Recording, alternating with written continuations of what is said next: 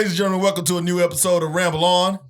I am Reggie Lincoln. This is my boy, Caidan Ramos. How's it going? Oh, man. You know, this is actually not too bad, actually. You know, this is supposed to be a punishment episode where we watch, like, this is supposed to be our punishment movie, the 1977 film of Kingdom of the Spiders. Yeah, and I totally forgot which pay-per-view it was that we lost. I did too. But either way, this really wasn't a punishment. The last one? Whatever the last one was. TLC? It's TLC. Yeah, TLC. That's how boring WWE has gotten. We don't even remember the pay-per-view names. Well, it's been the holidays and shit, too. Yeah, it's been the holidays. You know, we all went through some things. The drug usage. Yeah, if you're watching Heels Up, we finally admitted that Caidan Ramos has a horrible drug and gambling issue. Sorry, Mom. Your mom doesn't watch these. No, she doesn't. Even though I tell her to, she doesn't. And if you're wondering what that voice is that's not on camera, that is our producer for today, Vlad St. Valentine. Howdy. Whatever. Yeah, he won. He won again. He won again. So, but that like makes I said, every time except for that fluke FB one of yours, you son of a bitch. Yep. But like still, this one was not a punishment really because I actually enjoyed this movie. Yeah. No, the story was good in it. It was just really, really slow, but 70 movies are slow. It was 1970s slow, but William Shatner acting. Yeah, exactly. Yeah. It's the greatness of William Shatner that just made this movie. No, I've Not said to mention that cover that's got to be an advertisement for gonorrhea medicine. Wait, gonorrhea existed back then? It's burning, man. Look at it. Yeah. No, It's on fire. I've said this before, and I'll say it again for this movie as well. I'm not 100% convinced that this just wasn't a docudrama. It's just William Shatner being William Shatner again. Like, he just can't help himself. Watch him with the female leads. Like, he just can't help himself. He really can't. Like that lasso scene in the beginning wasn't in the script. He just started flirting with the woman. They're like, oh, fuck it, keep it in. Yeah, that's on his ranch. Oh, yeah, I got an ad lib. That's on his ranch. There's cabins that he shot in Star Trek Generations. The cabins were there. It's just William Shatner's house. I'm only going to shoot at my own estate. I don't like to travel. Yeah, so we start off on this farm, man. Yeah, we start out the opening scene, and William Shatner is chasing down this young steer, and he's followed by a female, and they capture the steer, and he gives it the shot. Gives him the shot, which indicates that he's a veterinarian at in this town. Veterinarian Dr. Rack Hansen. Rack Hansen. Like, you cannot get any more of a hillbilly name than Rack Hansen. That's a suave debonair cowboy name. Rack Hansen is a man you can trust. All right? That man is going to mend fences all day long. He's going to birthday cattle. He's going to come home and he's going to lay that pipe right. Speaking of laying pipe, yeah, he gets into a little BDSM cowboy thing going on here. Rack, you wouldn't dare. Come here, little Oh, doggy. you Come would here. dare. Come here. No. Come here. No, Rack. No. Stop it. No, stop it. Damn you, John.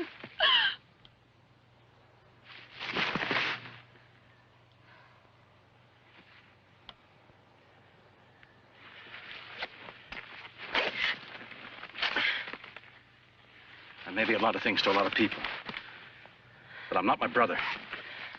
William Shatner being William Shatner, man. He just can't help himself with around the ladies. I guess not.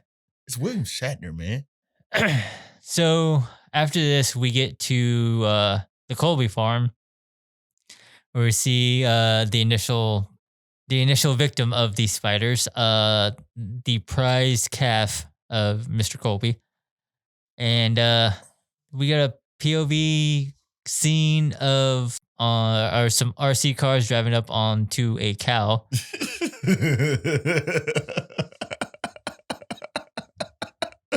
Oh man, this movie here.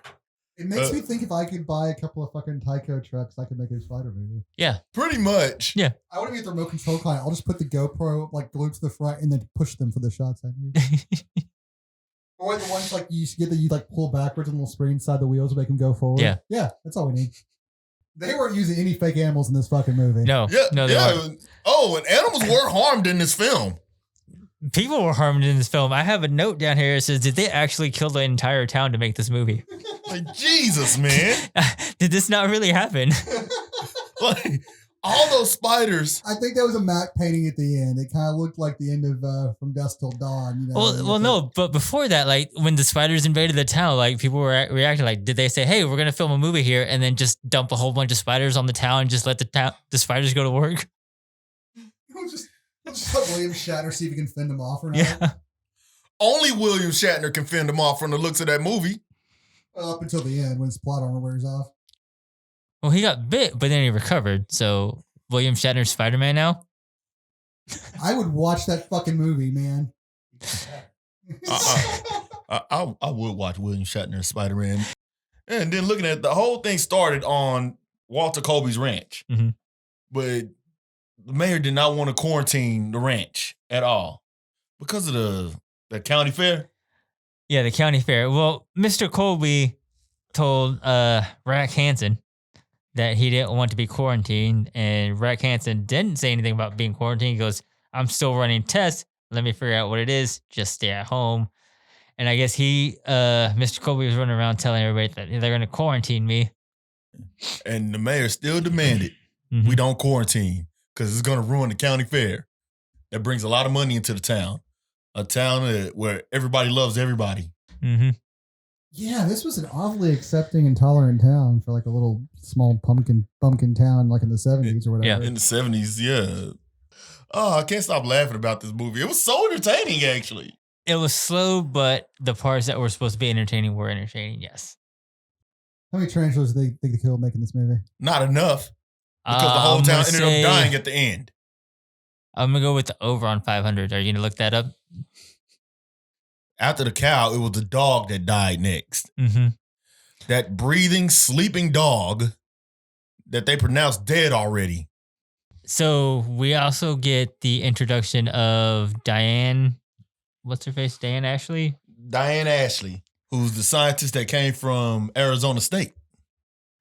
Because Rack Hansen sent in some blood work from the calf to find out what actually killed him. And it turns out to be spider venom.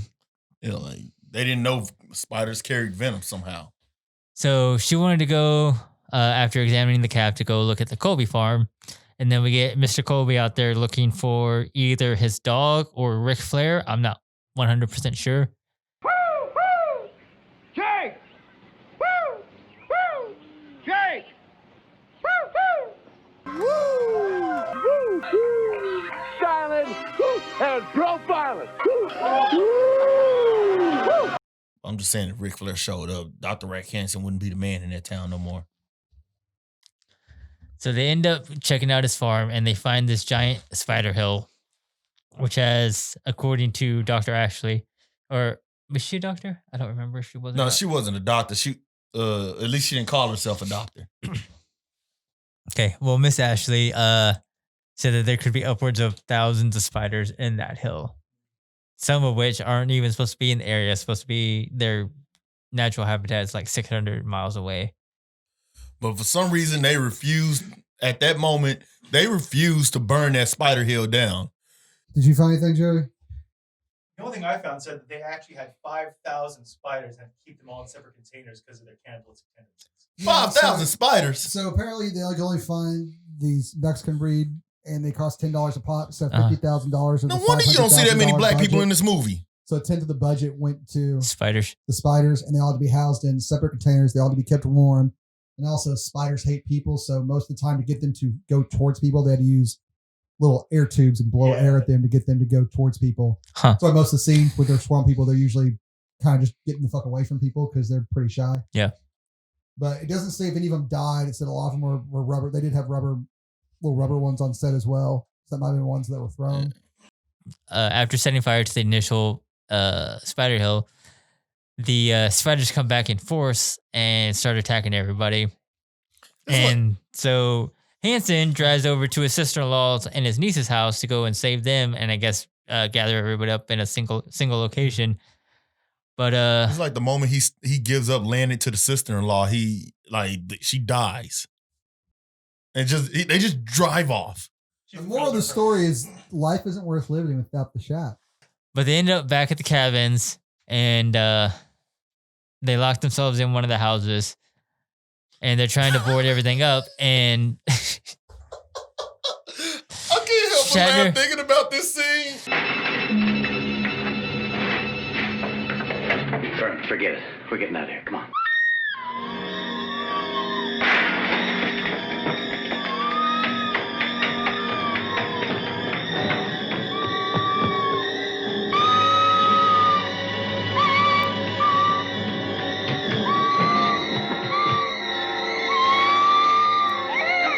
Jump, jump, atta girl.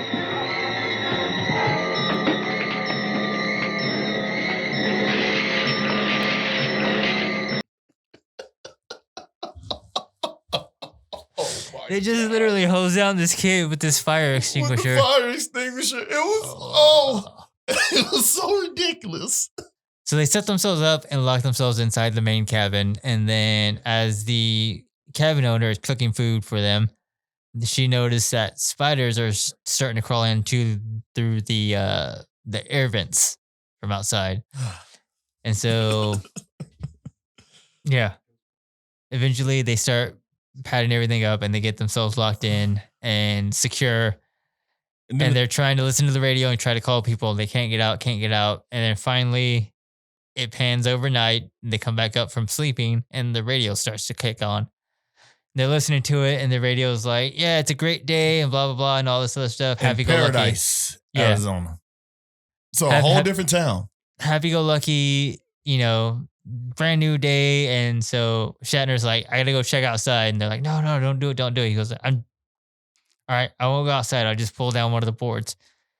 So he starts prying down the boards from the window, and he looks out, and then everybody looks out, and you think it's gonna be a nice little scene because from the window, you see a brightness. You're like, okay, cool. Okay. I guess the day's saved, whatever. Yeah. The spiders moved on. Swerve. Nope. They pan out to a matte painting of the city decked out, all cocooned. Spider webs. Yeah, the town's all cocooned and they're locked inside the cabin and they're eventually going to get eaten. Everybody dies. Mm-hmm. No happy ending here. Well, at least in the FP, we had a happy ending. Yeah. But in the 70s, they didn't do a whole lot of happy endings. So, as far as the punishment goes, this wasn't a punishment. No, number 2 out of the 3 that we've done. Oh, man. I still enjoy the FP the most. But final thoughts on yours?